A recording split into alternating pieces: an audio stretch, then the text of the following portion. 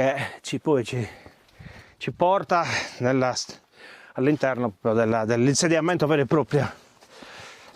Qua intorno ci sono degli altri ambienti che bisogna capire poi a cosa potevano servire, e qua andiamo verso il piano su cui hanno poi realizzato questo insediamento.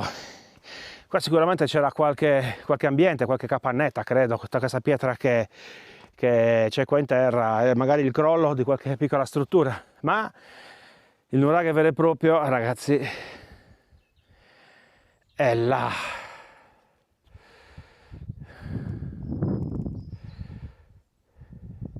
Ci sono diverse strutture qua intorno che poi vedremo.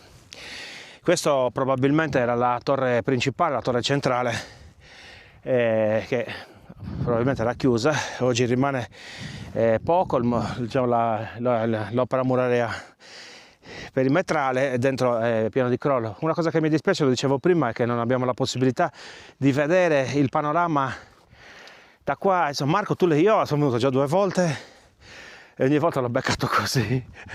In pratica da qua su si vede una distesa enorme di vegetazione, cioè di bellissimi alberi, di tutte le leci. Poi a un certo punto di botto crolla all'orizzonte e lì c'è il mare.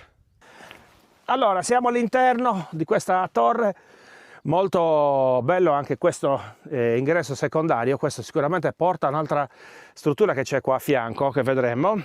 Una struttura che però io ho l'impressione che sia un cortile e non diciamo una stanza, un ambiente chiuso, sia per il tipo di pietra che è stata utilizzata per realizzare i muri e poi per, non lo so, perché mi dà quell'idea. Questo è l'ambiente di cui parlavo. Come vedete c'è quello che sembra lo stesso un passaggio sotto questo muro, che probabilmente poi dava la possibilità di passare in questo piano che è stato lo stesso realizzato sulla roccia viva. Mi dispiace che non si può vedere la meraviglia di questo posto, ma non fa nulla. Lo sai che è così. Ci sono i 7 fratelli là. cima, Ovviamente una visita di persona poi avrà un effetto diverso ai vostri occhi, quindi dal nuraghe Montarbu. Siamo nel comune di Sinai, ma come detto nel nostro cuore è muraverese, perché la proprietà del terreno su cui sorge è del comune, e quindi vi salutiamo, vi invitiamo a condividere i nostri video, a farli vedere a parenti e amici, a mettere mi piace, perché per noi è molto molto importante. Quindi grazie ancora per tutto il sostegno che ci date, datecene ancora e ci vediamo alla prossima. Ciao.